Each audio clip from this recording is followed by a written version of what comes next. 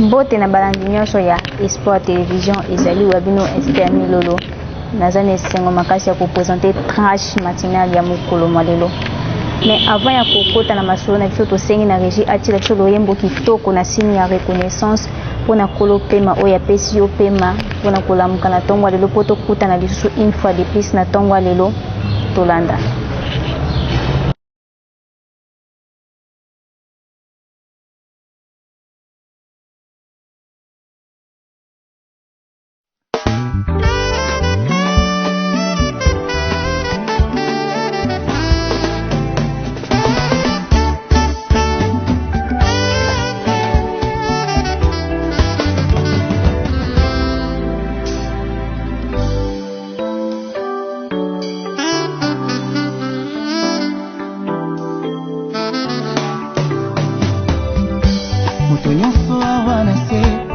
Na batina ya kobikela po esalaka makasi ya moto eza pe bisika ya kolikia esu elikia na ngai ya sika kende tina ya kozala na ngai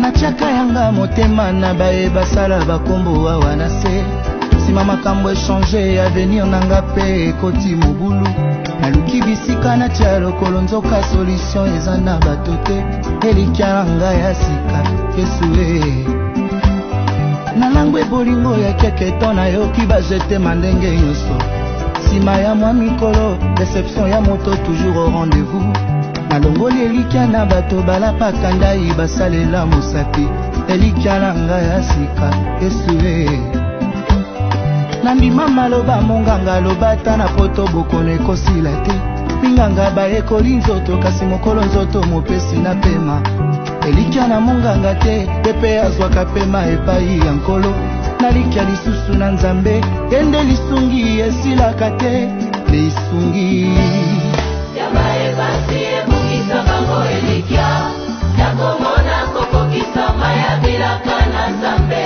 aose elikia na ngai ya sika ngai nalikia lisusu akamisa bomoto eza komona te ngai nalikia lisusu akakokokisama bilake umeli yesu elikia na ngai ya sika olingaka tenga na lela obongisa nyonso malamu mpo na nga okotanga motema osilisa bilembo nyonso ya pasi otia nzembo ya sika refrain nango kombo na yesu yaya na nga obongi na masanjoli yaya elaka na nzambe ekatisa bikeke kino elata nzoto maloba na yo elengi esala bokeseni na basusu kombo na yo ekoma suje ya loyembo ya ntango nyonso yaya molimo akitie motema etondi na sai molimo akitie elike etondi motema ntango asimbaka ngai nayokaka posa se moko yakoyembela mosantu aloba obomimi pinzoli na koseka yango ngai yo ngai namelisi kasi na langwe na posa koyemba yakobinela mosantu aloba nadevelope makasi na ngai yakobinela yo yakosanjola mosantu aloba elike emati lisusu nalingi nasa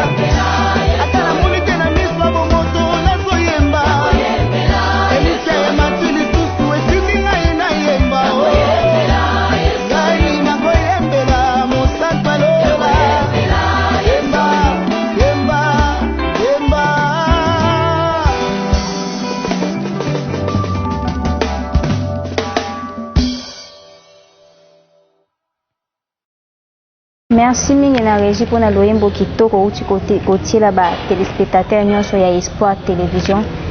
Lelo tokolobela 2 points, tokolobela sur Kabelo, d'où vient le Kabelo, pe tokobeta masolo ya Asbel, génération du Fele. Premier point na biso ezali tokolobela lelo eza sur Kabelo. D'où vient le Kabelo? Bandeko na biso ebele ya basi bayebaka bisika Kabelo utaka te me batiaka yango na mitu. Ndelo tokolakisa bango bisika nini Kabelo utaka. Tozomona bandeko ebele bayebi source ya Kabelo te, d'où vient le Kabelo bayebi te. Tandis que Kabelo eza suki ya baindien oyo bakataka chaque décembre na bafete na bango bakataka basuki soki pe mutu akufi azana suki ebele bakie bakati ye suki bamemi yango na usine na bango batraite yango batie yango baproduit nde yango wana tozomona na nkombo ya Kabelo. Tandis que mabale ebele ezokufa likolo ya Kabelo.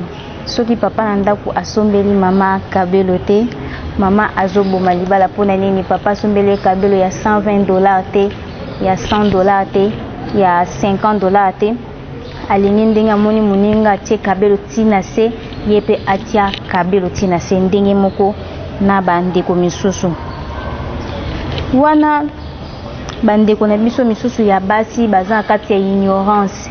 Bayebi te ba esprit nini oyo bazali kotia na mitu na bango. Oyebi te mutu oyo bakataki suki soki azalaki nani abandaki kosala nini, directement yo ozwi mesh wana ozwi otia yango na mitu. Directement ozwi ba esprit nyonso oyo mutu wana azalaki nango otia yango na mutu na yo. Donc yango nde sikoyo ekomi kokumba yo. Tosengi na régie atia la biso ba image to atia la biso ba extrait oyo ya bandeko na biso nde bakataka bango suki na décembre. Wana bauti kolanda ba extrait ya bandeko na biso oyo bazo teka basuki na bango eza na bandeko misusu baza na possibilité te akolisi kaka suki na yepo akende koteka zwa moyen ya kovivre pe eza na ba misusu pe baza na bambongo na bango me bazo kende kaka koteka suki pe mutu mususu akokufa aza na suki ebele bazwi suki wana bakati yango bamemi yango na usine bake kotraite yango balongoli ya milai balongoli ya mikuse batie yango ba produit batie ba couleur ale batie na kolinde baye kokitisela biso awa nde bandeko na biso basi babandi kosomba babandi kotia na mitu na bango. Conseil na kopesa na bandeko na ngai ya basi botika kokopie biloko oyo ezali ya hier to mutema duku oyo moni muninga atie na mutu yo pe otia na mutu oyebi te azweli yango na façon nini, oyebi te asimbi nini po azwa moyen ya kotia eloko wana mutu po tozomona eza ba Kabelo eza ba prix ya ndenge na ndenge, eza ya ba 120, eza ya ba 100, eza ya ba 200, eza ya ba 50, eza na ba 30, mais yo oyo eza nango eza ya 15, mais okomi konvie oyo eza ya 100, mais makoki oza nango te.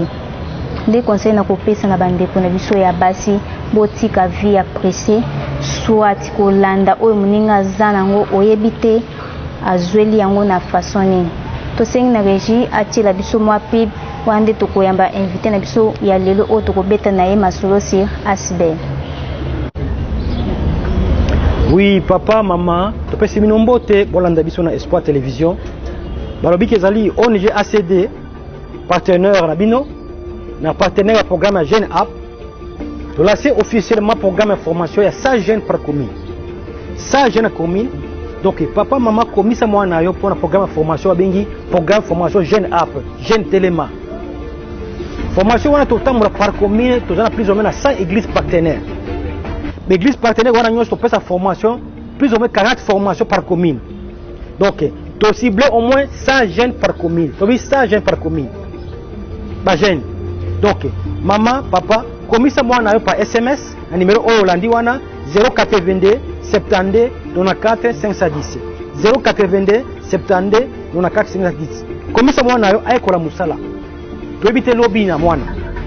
Komisa moi na yo ayekola musala par exemple animation, journalisme, prise de vie, caméraman, forage d'eau, management, réalisation, infographie, design, création de site web, pour installer, atteindre satellitaire, configurer satellitaire, position satellitaire, vous avez belé, comme c'est moi avec le Moussala. Après la formation, mwana akopako diriger mwana musala ko sala.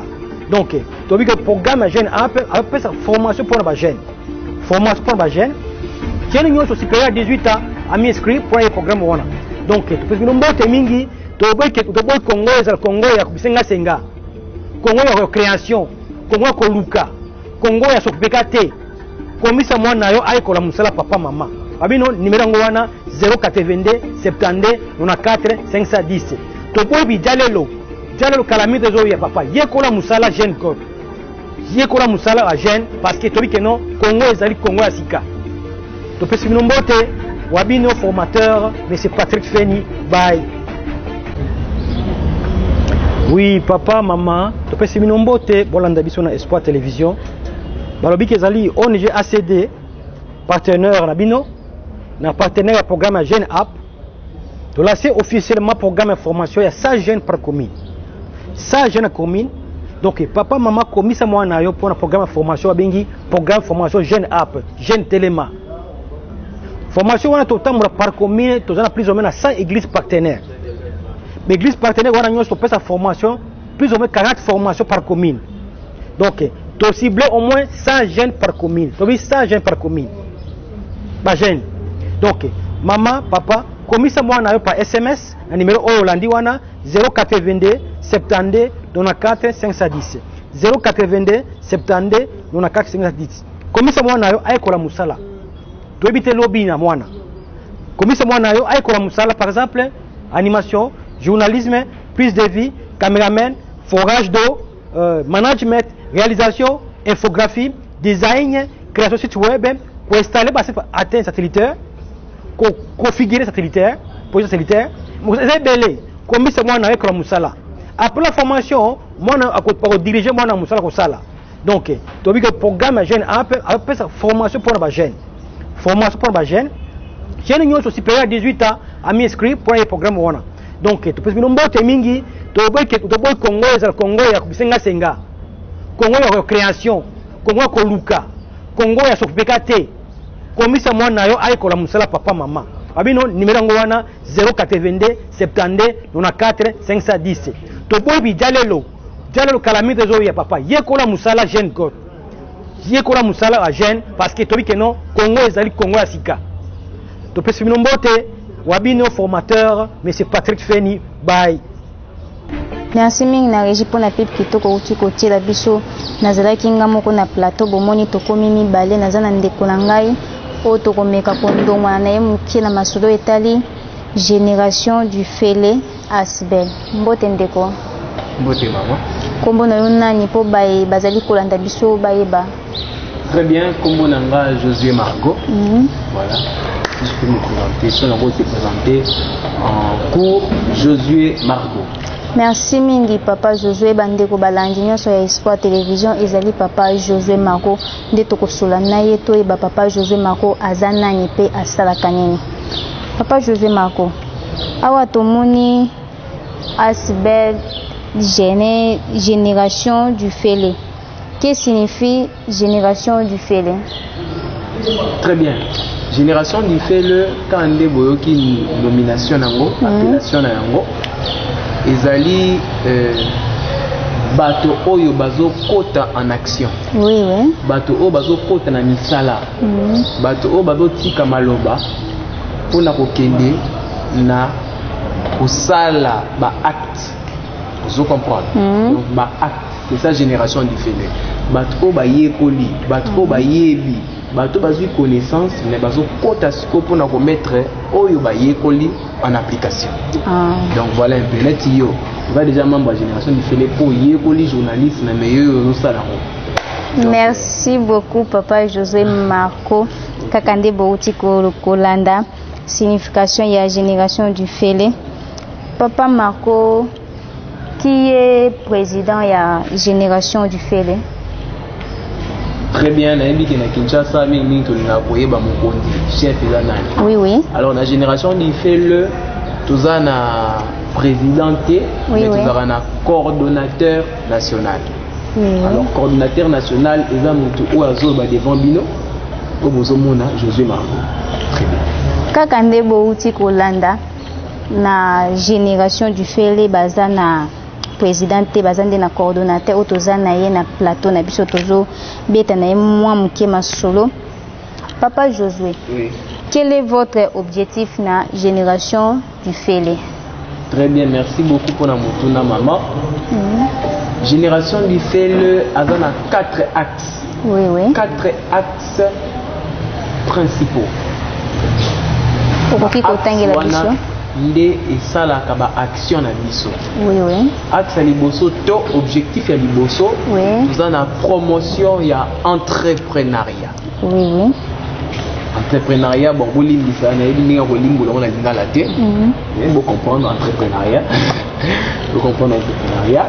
À part ça, nous avons la promotion ya bonne mentalité.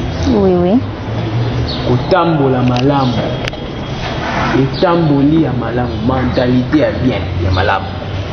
Et troisième, toza na promotion ya ba talent. Donc toza ba talent, c'est vraiment talent na ba domaine nyonso. Et après ya suka, ils allaient ramener l'incompétence au chômage. Et ni koloba moto oya bongi na esika oyo ebongi na ye. Ndenge balobaka Ouanga, tout ce qu'il a battu, a téké. Donc voilà un peu les 4 axes. Il y a Asbel Nabiso, génération du Félé.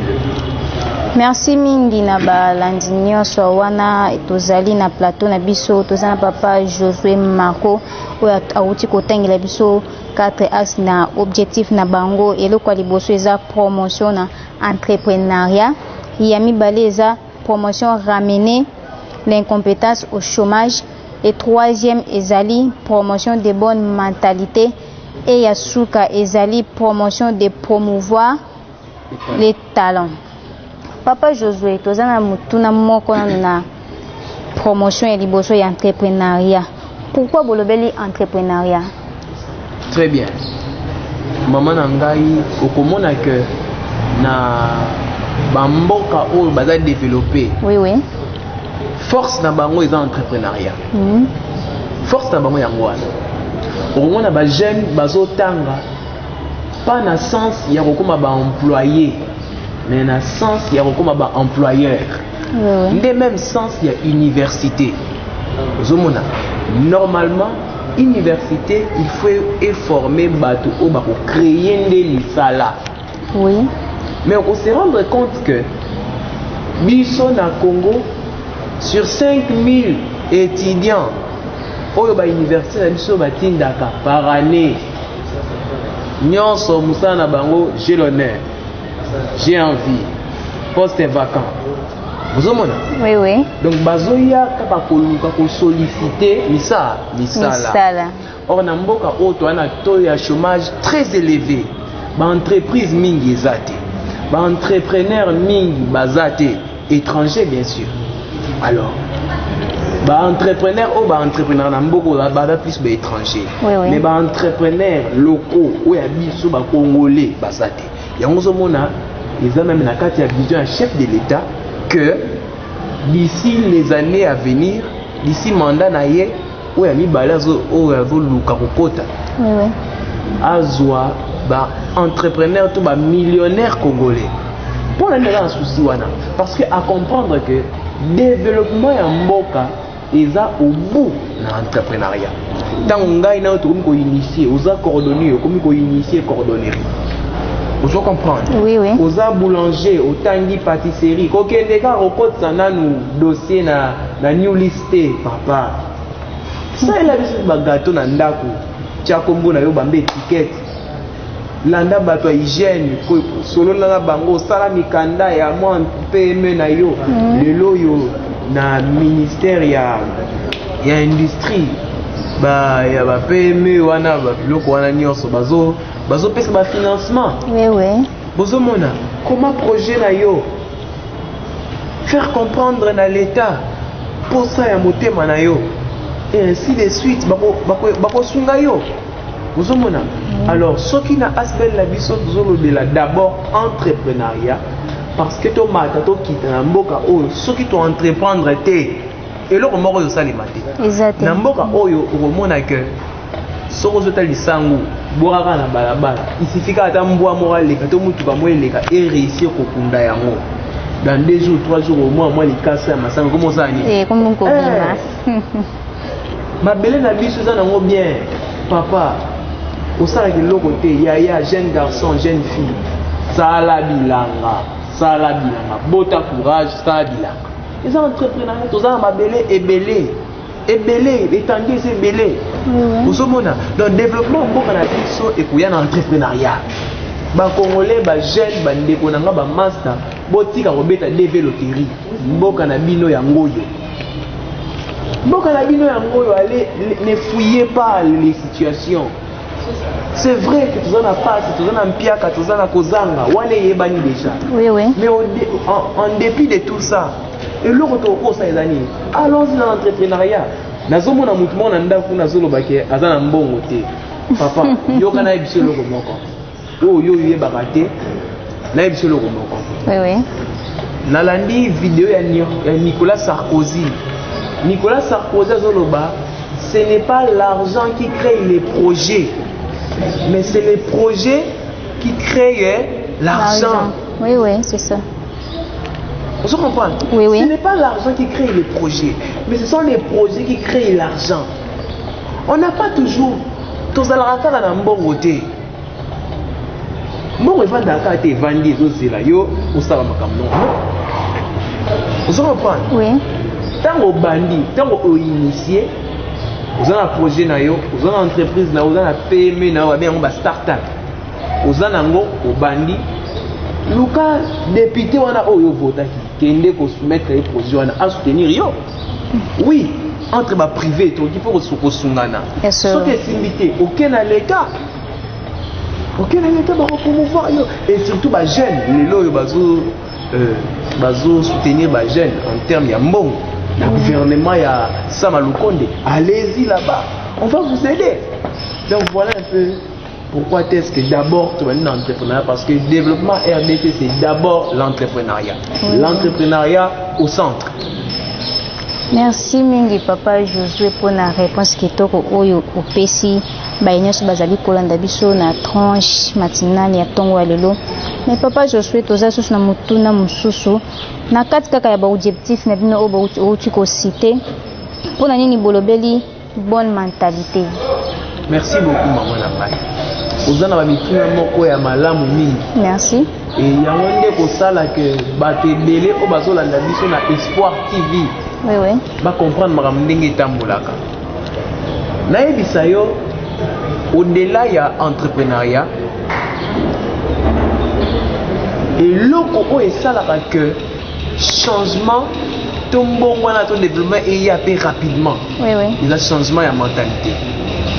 Au cours de l'entrepreneur, au sein de bon on a yo, mais mentalité no ezaka yakala. Tu n'as pas osa na mentalité financière té. Oui. Alors développement la biso au-delà il y a entrepreneuriat, ils ont bonne mentalité. Oui. Parce que si on a une mentalité à bien été, au comme riche, mais au échoué. Oui. Si on a une mentalité financière, bah instruire par rapport à la gestion ya mbongo. Changement de mentalité c'est ça. Avant, on verra qui mobola. Maintenant, comme riche, il faut mentalité bah riche. Va faire part yo yango donc va payer ça yango va léguer yo yango oui ndé pour permettre yo au sala nini on se développer dans nouveau domaine to environnement place yo kweleli on se comprendre maman nanga oui mentalité est très important bandeko okoki kolia oko social ya mboka koza nango bien mais soki mentalité za mabe il est monté ici na mboka parce que Kobo ça a science et zobenga biso nyos que tous les animaux. Mais différence entre biso ba humain to batu na ba nyamezani. Réflexion. Zomona. Oui. Am na biso eza instruite. C'est ça la mentalité. Bazo éduquer. Bazo la kisayo ke basu bakana nzela te. Zo comprendre? Oui. mais au moment la boss tellement mal éduqué roula à télémisi abandi kosuba na kati ya macadam s'il vous plaît. Donc faut que moi porte oui, te akiti organisi comme si mutu que suis panté azo suba vraiment makila zo ambouyer mais il fait pipi vraiment na asphalte. Ouais, la mentalité est biaisée. Alors yango zo mona mokonzi ya mboka bazo lancer ba réforme na plan éducationnel parce que ce qui bolingi ba congolais ba se développer, c'est d'abord l'éducation, pas le social. S'il vous plaît. S'il vous plaît. Motu o a l'air bien aza mal éduqué, différence morte na mboa. Baka nde mona nya. Mais moto oyo atako aza na mwa nzala moke, mais tango aza na makanisi, okomona est différent na mboa. Yes sir. Yango boni constitution na biso ya 2006, ezo senga que éducation et à école primaire et de la gratuite.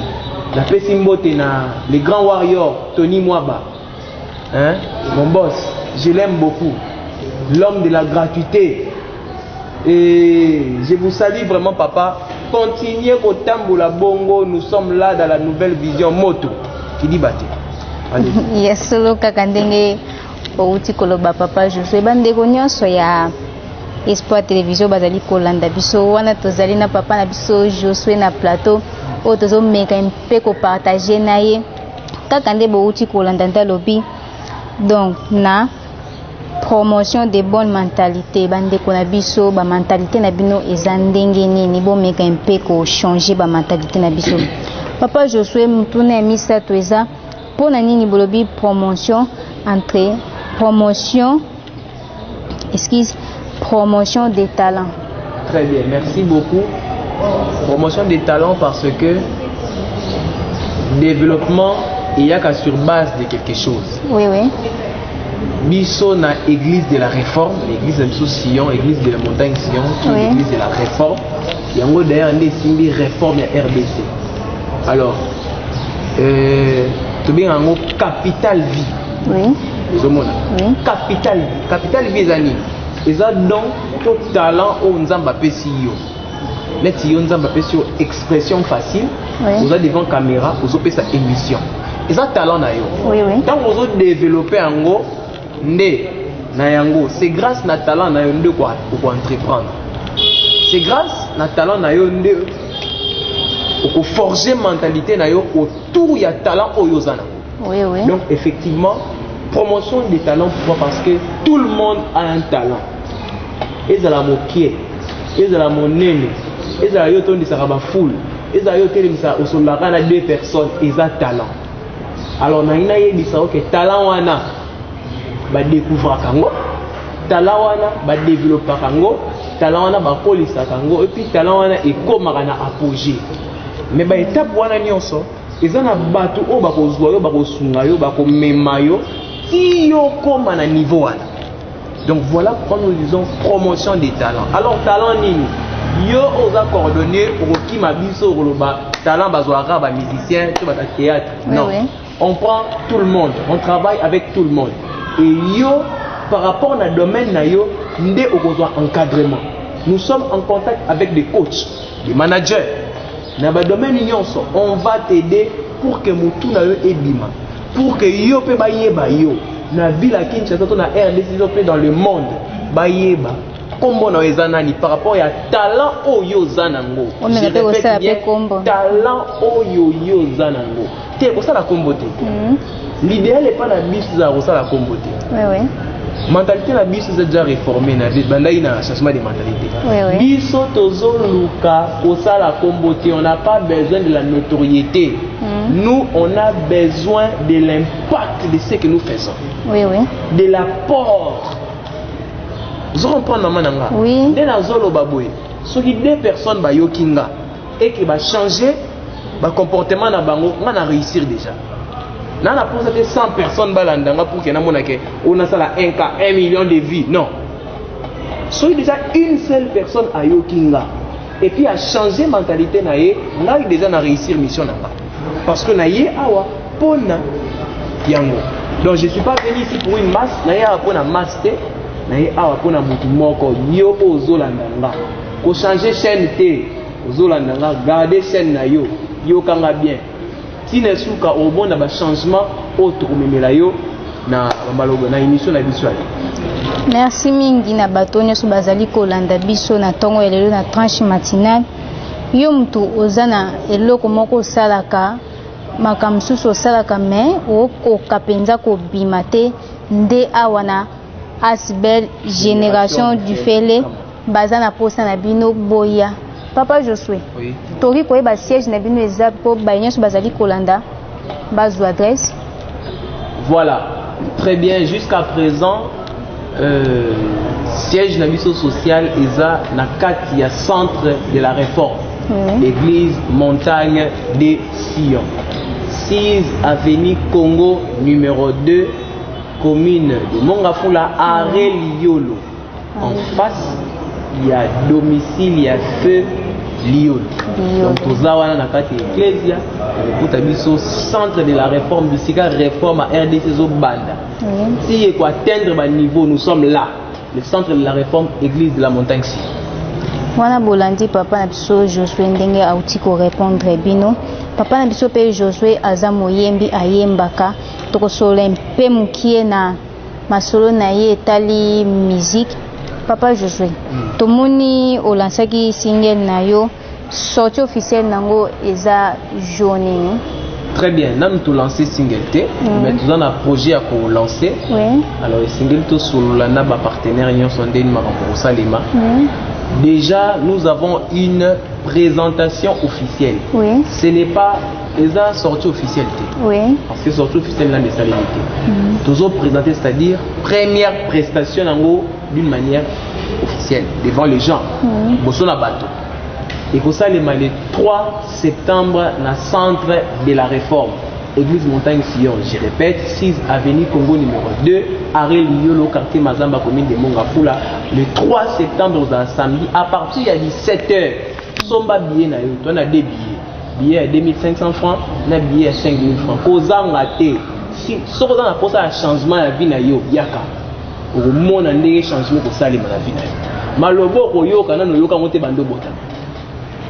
Kaka wande bouti kolanda tokoki koyeba titre eza nini? Très bien, titre ya single na biso eza lève-toi, prends courage.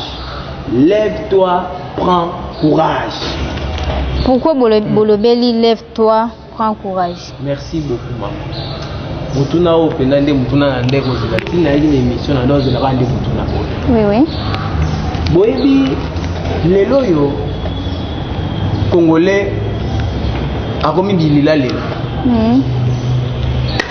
Bilila lela kwa basimbi film ba opia kulela sima mpa. Muke kolela. Oliete na tongo oleli biso na TV. Oluki simbite oleli biso nini to salite. Oteki makasu bénéfice malonga te otiki na ovandi apo moganga nini to salite.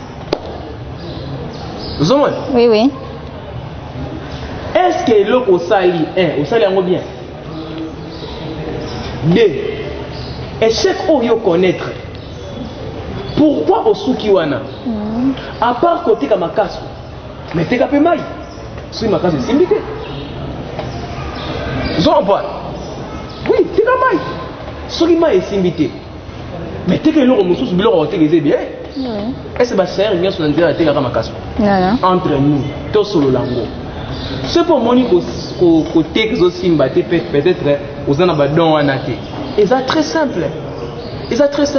Attends que nous sommes qui journalier à la limité bazora batu. Ah oui, bazora batu. Kende kuna bakozwayo, yebisa bango jozu marwati ndinga bazwanga bakozwayo. On va te prendre. Hein? Kobuka na te, cesse de pleurer. Laisse-toi prendre courage. Baby. Bafingi biso ba église trop. Oui oui. Balobi o église musala bonka kolia ba mabonza ya bato. Ngaza pasteur terre. Naza membre ya église de la réforme, église de la montagne. Balobi o église zo bebisa mboka o biloko belé. Tala bato église comme côté de la bino église etindeli bino artiste de la réforme. Je suis produit église et je suis fier des églises. Vous comprenez? L'église lelo est commis bisika o bazo pesa batu misala. Combien d'églises va engager batu? Pourquoi? Parce que l'église bakangi minoko te ba église balandi kotiola ya bato te obe église ba pasteur bazolia bambonga ba pasteur bona de biloko wana te ba pasteur ba s'élever bazwi courage bazo travailler siko bandimi na bango tala ba type bandimi bango mo produire ozomona bandimi ya qualité et puis ya quantité pour tous alaka ebele. Je comprends maman. Donc levez-vous, prenez courage. Laissez les pleurnichards, cessez avec ça. Levez-vous, prenez courage. Zoa Pao, je salue mon ami Aliouyal là où il est. C'est un article avec Scarabée. Babeta Ginzembo Moro Boy, j'ai bien aimé mise à jour. Quelque part à Zoemba, Simba Pa, Chumola, Totombole Kolo, Simba Pa ou Chumola. Vous comprenez? Simba Pa ou Chumola, point nul.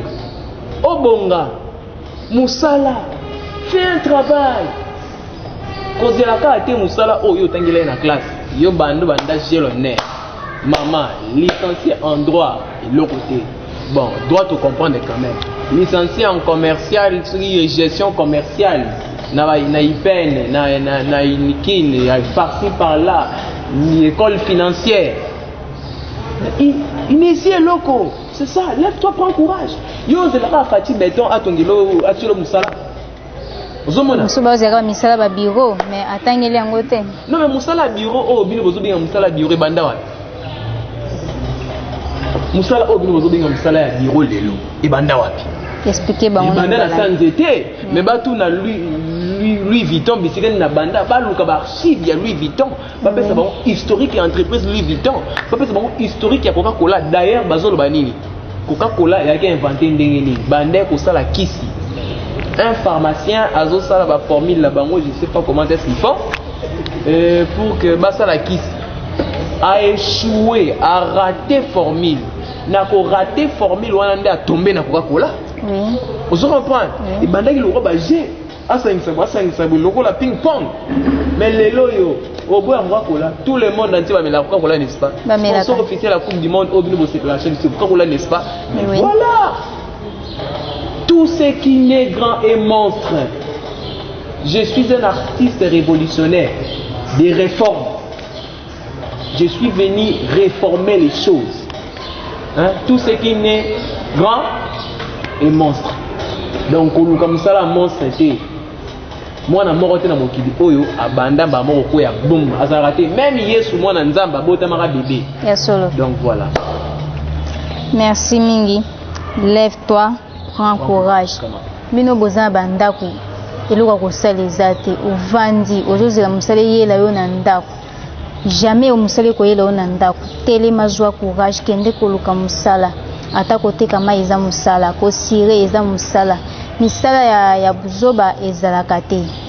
Papa Josué tozana susu tozana question mususu oyo tolingi to poser yo na sorti au officier na présentation na biso ya single na biso entrée eza gratuit ou bien eza payant.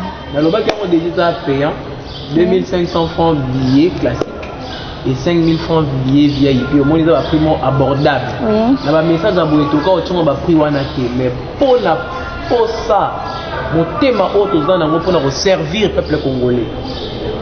Otonga ba prix abordable 2500 d'abon à 1 giga.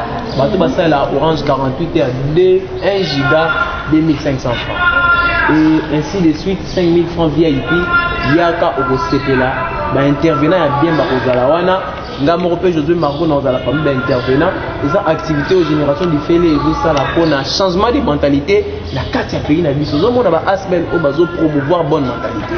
Le la génération du Félé, le la ONG n'a vu ACD, accordé n'a vu Patrick. Donc qui dit batté correct, c'est correct, on avance. Papa Josué, tu as sous une question sous. Pourquoi PAF? Très bien. Batté bien la kansaka. Sur le droit d'entrée, ils ont le coso. Oui. Sur le droit d'entrée, on a posé ça mbongo. Mais il y a que le droit d'entrée, il y a un message, il y a une éducation aux hommes et madame tout ya mou. Tu es dans la PAF, dans le sens il y a éducation. Congo, c'est vrai. Constitution et lobby que les classes, il y a l'école primaire, il fait ça gratuite. Oui. Mais si on se rend compte, ils ont l'école primaire déjà gratuite. Oui, oui. À part ça, humanité 8e et 7e na 8e faut futa bon Faut fouta, oui. ainsi de suite faut futa bon aussi na université donc eza éducation autrement na kati ya population na biso tomesana kofuta mbongo mpona koacquérir connaissance. La connaissance vaut de l'argent. Hein maman? Oui. Mais ailleurs, c'est pas tout le monde qui va à l'université. Parce que l'université ça coûte trop cher. Trop cher, oui. Trop cher alors. Parce que connaissance c'est un pouvoir. Pouvoir c'est l'argent. Donc, ce qui dit ça, tu peux faire ça connaissance quelconque. Attaque aux amours honorer un na billet. Et marambo yoka, je ne pense pas qu'il a la valeur à 5 000 francs ou à 2 500 francs. Non. Oui, oui. Merci mini papa Josué pour la réponse qui t'a tu copies sa balandi nyonso ya Espoir Télévision. Papa Josué mutuna mso mususu avant ya kokende ko chiter na tranche matinale na biso eza pona kokota na asbel. Ba condition nini eza na kati ya asbel pona mutu a kota na kati ya asbel. To il faut qu'on foute à moi un petit rien ou bien eza nango ya ofele. Très bien, biso to foot ça na biso ba mbongo te. Oh futa boye, oh peta côté. Donc eza ofele. Adhésion eza gratuite. Oui. Équivalent à 0 francs congolais, 0 $, 0 €. Donc au foot et le côté. Mais seulement il faut à la majeure. C'est-à-dire où dans la capacité. Il faut que tu sois capable. Quand on est capable, il faut la majeure. Il faut la lucide. Donc, nous devons fonctionner normalement. Pour nous devons fonctionner, c'est quoi adhérer. Pour adhérer dans l'ennemi, tu n'as pas de volonté. Pour consentir l'ennemi. Donc, c'est un peu ça. Il faut être lucide, il faut être capable. Dès que tu es capable, et que tu es lucide et que tu as consenti, donc on a consentement. Oui. Soyez les bienvenus, numéro Zawana.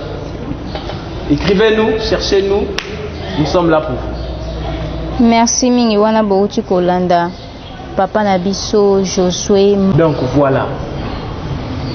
Et ça a cause, et ça a loko pelisa moto te, et ça a été problème où ils ont poussé bango basala yango mais acte P nga na ko komisa yango te oui toko sepela na acte oula la sala c'est vrai que les ana ba makambo où ils ont poussé yé asala ba acte wana mais acte wana P eza bien te toko ndimaka te roulage au komisa ngo loi au komisa ngo règlement place yo telemi mutu ba yosa ba leka il faut mbota likasu.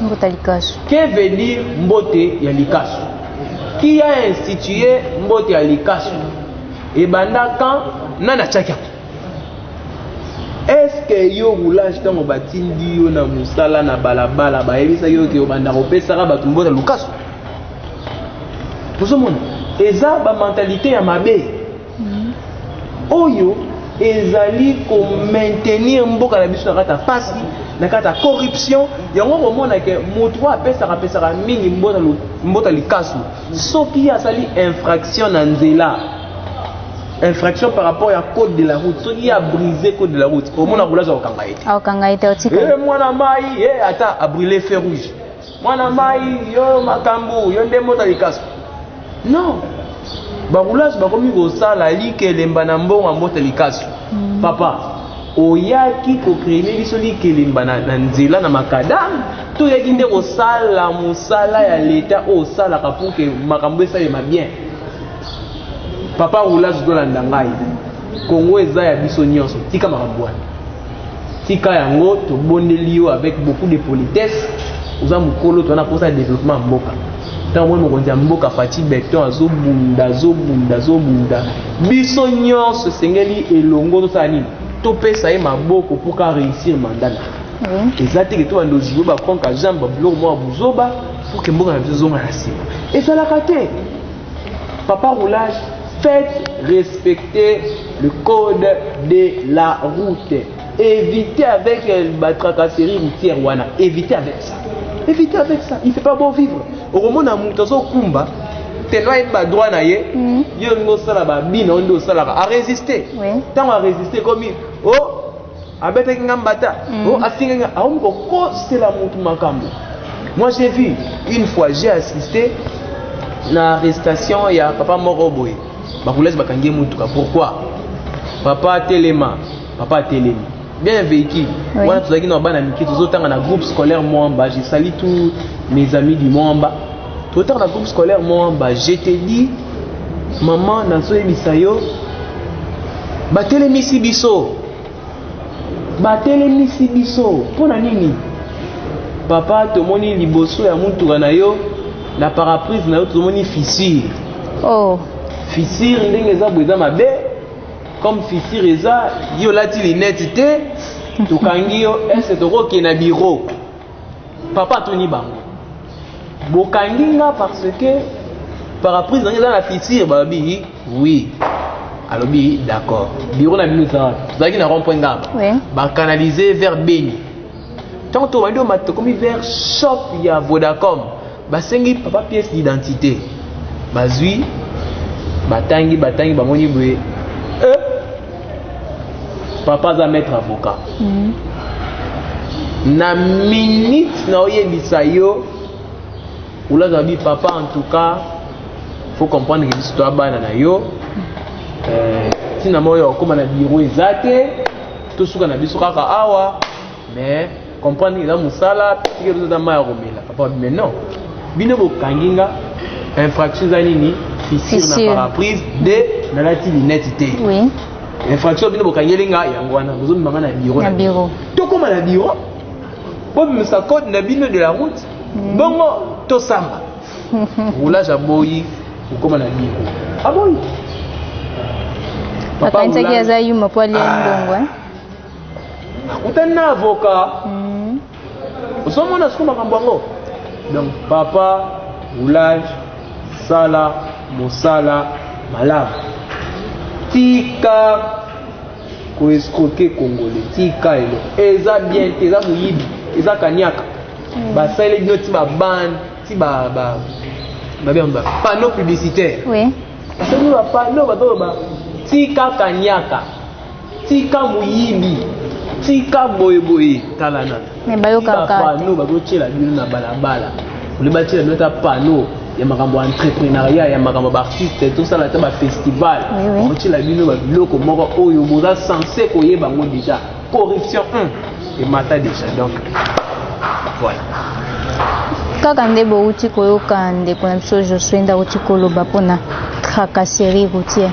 Tomona na entrée ya Rigini donc place wana vraiment ezalaka bouchon baroulage baza mais bakoka kofongola nzela place wana te eza kaka so monika mwa montara asali mwa kobouge moke boye akangi montara asali boye akangi mais mpona tala nano problème ya mituka oyo donc mpona embouteillage batalaka yango lisusu te donc bango bakomi kaka bakanyaka na bango bakomi kosala makelemba na bambongo ya bawewa ya ba chauffeur asali boy akangi mbota likasu. Est-ce que bamakelemba wana eza vraiment bien pour na roulage asalango na mutunde ya batu donc kozwa batu bambongo ndakende kotia bamakelemba po azwa mbongo alesa bana na ye eza na inconvénient te likolo ya bana na bango eza mabe. Bon inconvénient likolo ya bana na bango na yebite na yebite wana eza biloko moko purement spirituel quoi. Alors que je peux bon mutu mo pa za misala mabe. One da biloko moko spirituel. Alors le débat biloko ya spirituel, je ne pense pas que tout le belango a. Mais seulement na case ya bonne mentalité, tout na case ya moralité eza mabe. Oui. Eza mabe, mais le mal aussi na biso papa congolais arani. Tant on moni que ba sali eloko mo ya mabe et que ba abuser na yo. Ba violer ba droit na yo. To ba sali eloko mo il fallait pas ba sala yo.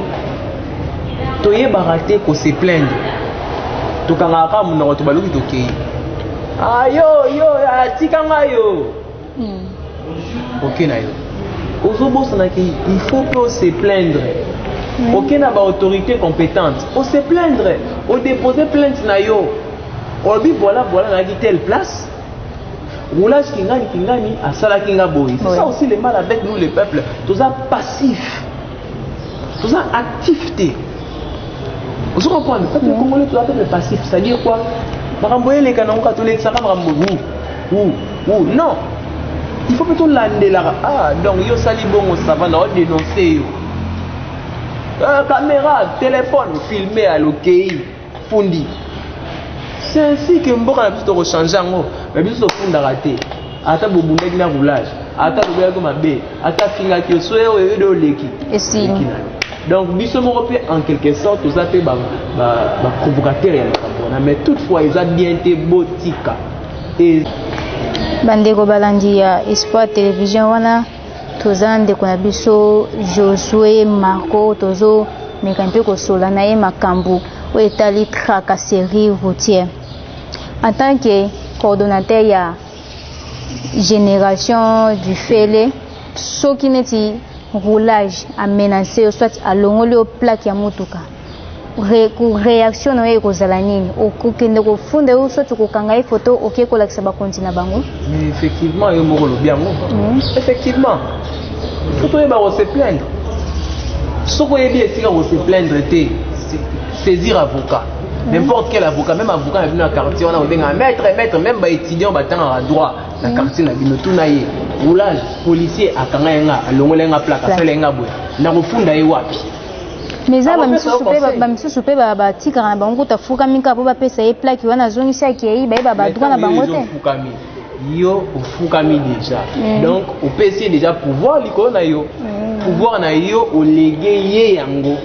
Alors c'est déjà fukami, c'est fini. Mais il faut tout comme appelle la mentalité à justice. Justice, c'est que œil pour œil, dent pour dent. Oh, justice privée. Non. On est dans ma baie. Mais, il faut commettre une infraction sérieuse. Il y a des funda, na ba autorité compétente, ou ba ko kanga mutu wana, ou ba ko samisa mutu wana, kende ko funda ba te plaindre. Oui. Akangi pe photo akei. Quand ils ont moins cher na mboka oyo, vas-y. Merci mini papa Josué. Toko tana na masolo etali bawe wana bande kona biso ba chauffeur. Ozomona bande kona biso bawe wana ba chauffeur neti ba chauffeur ya ba taxi biso basala ka ba transport. Alamuki na tongo abimi na ndako na ya lati single lati kilote c'est ma peka na ye ya bongisi te mais akoti na mutuka tie musique moko donc insupportable. Donc musique wana bazoi ba bêtise tandis que na mutuka oyo memi eza ba responsable eza ba misusu balanda ba musique wana te oki kopesa bango conseil nini ngana mitu na d'abord avant na pesa conseil na mitu na d'abord musique wana ya bêtise et comment ati kometa ndenge ni na mboka o censure ezala rasute elongwa zoma na rambango te mo mona okota ngo doute. Donc voilà. Alors par rapport à conseil, oui. Par rapport à conseil, si on a repéré sa conseil, c'est simple. Les konanga chauffeur, moi na wewa, au salarawana, ils a pas santé, ils a boulot, ils a moussala. J'aimerais que on retenir un mot très bien à mutuna yo. Ils a moussala. Moussala bakenda ro bizarre té. D'abord avant que moussala faut soukola nzoto. La propreté, c'est la grande règle de la santé. Tu es pour la classe? Oui. Il faut être propre. Je suis propre. Tu es propre. Vous êtes propre. Mais prenez soin de vos aisselles. Vraiment. Ça sent mauvais. Donc, maman a lobby, donc maman peut avoir un exemple typique. Donc, c'est sûr qu'il y a un matin, peut-être un moteur, à l'embarrassement ma paix. Il y a seulement quand on va outil Kolanda. Ndeko na biso Josué neti ba décaler comme bima mikolo yo bana moto ba komi kotia donc eza vraiment okoki kutu koyoka ngo te po ba bêtise ezo ima penza ba décaler wana na ko finga ba bêtise na nzela peut-être moto ya mutuka a coincé au mukie mais il faut voir oh yoko bimisa na munoko na est-ce que eza vraiment dine na nzela.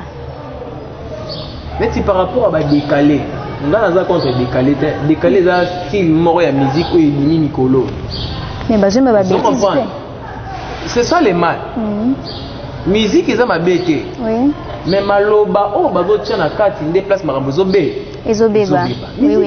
Ndeko je souhaite au moins na ba décaler belé badécalé mosusu bakomi koyemba nde bakuluna donc maître mo ya base donc béret rouge yo yembanga so yembinga te na kopapa yo machete soki ayembi te donc ekosala scandale badécalé ebele bakomi koyemba kaka bato baza ba conflit bango na bango oyo ya bakoto bakokoma koto te baoya koto bakoya koto te par rapport ya banzembo ya ndenge wana olio yemba makambo ya bien ozoyemba nde bakuluna donc ozosala bango nde siko publicité mpo bayebana en tant que yo oza artiste okoloba nini mpona bagenre ya musique ya bongo?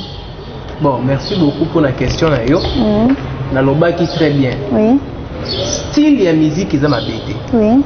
Parce que style ya musique eza combinaison ba son ebele ya ba musique ebele ici style moko bo décalé. Oui. Mais le mal eza na maloba oyo tozotia. Ngai na ko beta décalé. Oui. Na ko beta décalé style la musique.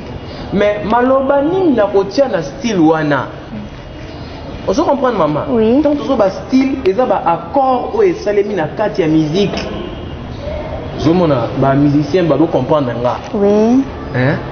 Ba accord ou esali musique wana nde pesa style ya musique. Nde mona biso tuna ndombolo. Musique na biso rumba na biso congolaise bien en ndombolo. Vous comprenez? Oui. Oh wana pe ba jeune wana ba sali eza décalé. Vous comprenez? Alors style wana musique eza mabete, sonorité wana eza mabete, mais ba maloba o bazo koti eza mabete. Vous comprenez? Oui. Tango comme il faut boire kanga pour na mettre, il faut boire kanga. Et comme le rôle là, on obligé nga artiste na boire kayo. Vous comprenez? Oui oui. Eza mabete, mettre tika ko sa marambo sala wana. Eza musique na ye, aza obligé boire kayo te, soza mposa boire kayo. Pesa yembongo na ya libanga basombaka yango azosa la promotion na yo pesa yembongo na libanga c'est simple ko violenter te yo pe artiste a mettre à violenter au bois ke na makasi funda ye ya misusu babangaka. Oui effectivement azobanga mais l'état nde mutu makasi mutu moko ta l'état na makasi na mboka oyo baganga biso ba mettre bakangama kanya makanga bango général Kasongo coup de chapeau akokanga bango akokanga ye bien sûr bakangama tango akobima akoti prison asali boloko na ye tango akobima oyebisko ndenge akoyela yo donc akoyela osusu na esprit moko boye po éliminer yo mama omoni eloko esalaka ke bato badéveloppe te eloko ya liboso eza kobanga tango oza na kobanga na vie eloko malongi esalemelo te na vie donc longola kobanga yo kanisi eloko esalaka maître na beta ezali eza parce que na mutu na yede aotia na mutu ke na kobeta mwana oyo tu vois azoyeda na esprit na kobeta yo pe ntango deyo omoni ye oyo akobetanga c'est fini obetami donc il faut dans l'esprit il y a réforme défendez-vous. Ok? Défendez-vous avec la mesure du possible. Défendez-vous.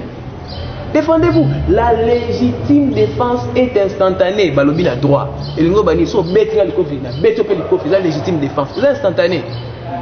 La légitime défense est proportionnelle. Au betra le kofi na zongi si le kofi. Là ça tu dombeli. Tu na zongi si le kofi au bimbi se rappelle la vimbisio. Je me suis défendu. Donc voilà. Vraiment merci beaucoup pour la réponse. Siko to mona bakolona pe bakomi ba montaka bakomi ba wewa donc akomi opérer na moto akomi coopérer na moto donc yo mona ka lokola monta o mati okomi quelque part a bloquer wa botolo ba bien no nyonso ali atiki okay bato bongo la police salana en tout cas place wana la police renseignement en air de miap bato wana nyonso basa misana bakangila biso bango pardon biso tuzana biso ba mettre tandi na lembana moni na makasi comme mutu bongo ntango aoteme na nzela azwinga akende nga tshombo na nge ekende lunette na nga na linga mingi ekende nyonso okende ozomona lunette na nga noir oso oyibi yango donc makambo ya olando pamba. Merci mingi ndeko Josué na masolo na biso tokomi koshite tokomi kokende na suka na ya tranche matinale na biso oyo problème etali sur génération du fele tokoki kozwa ba contact po bayenyoso bazali kolanda biso bayeba nini bakoki kosala po bakoki ko rejoindre bino bakobenga bino na moyen nini. Très bien. numéro est à 081 plus 243 081 36 76 462 na bandeli plus 243 81 36 76 462 des numéros de la Génération du Fele. Génération du Fele est une chaîne YouTube sur Betty Génération du Fele Asbel na YouTube. Au moins la chaîne na biso, abonne-toi. Au moins la rubrique Zafuna Landa Tuzawana. À part ça, Luka Pengai personnellement, Josué Margot Kolela officiel sur Facebook, Josué Margot Kolela officiel sur Twitter, Josué Margot sur Instagram et TikTok. Je suis là. Landa biso komela biso de partout bolukanga. Numéro nangeza nonga wana accessible 24h sur 24, appelle-moi, je vais te répondre. Toripe ko kabona bongote.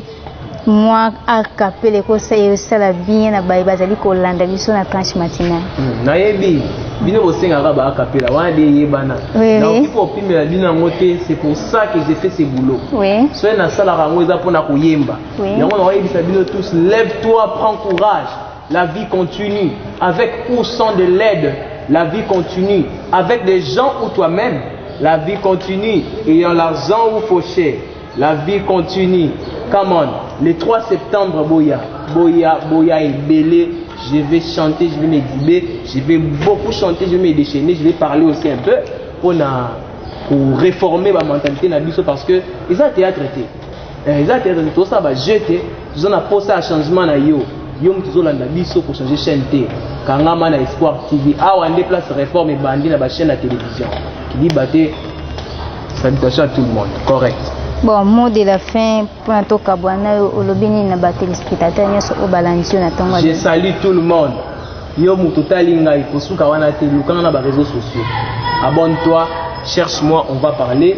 Je salue mes grands frères, mon papa William Moulumba, je l'aime beaucoup, mon pasteur parfait Tabi, mon papa, le papa des papas, le papa Margot, le vieux, tel que Tobin Araye, moi et Margot Mizan. On vous appelle les vieux Margot. Hein, c'est notre vieux. Je vous salue tout le monde, je salue toute la génération du Fele, je salue la grande secrétaire d'Orcas Mansa, je salue Ketiambaï, la financière, je salue Béni Amissi, à toi, je salue tout le monde, Priska Djema, tout le monde, donc salutations. Merci mingi, wana tokomi na suka ya tranche matinale na biso. Na pesi merci mingi na groupe nyoso ya rédaction o bazaki na sima ya caméra na bandeko na nga nyoso na régie na pesi bino mbote na pesi pe mbote pe na famille na nga nyoso, famille Nyemboe, famille Bonene, famille Kazadi. Je vous aime beaucoup. Rendez-vous au prochain numéro. Bye. Correct.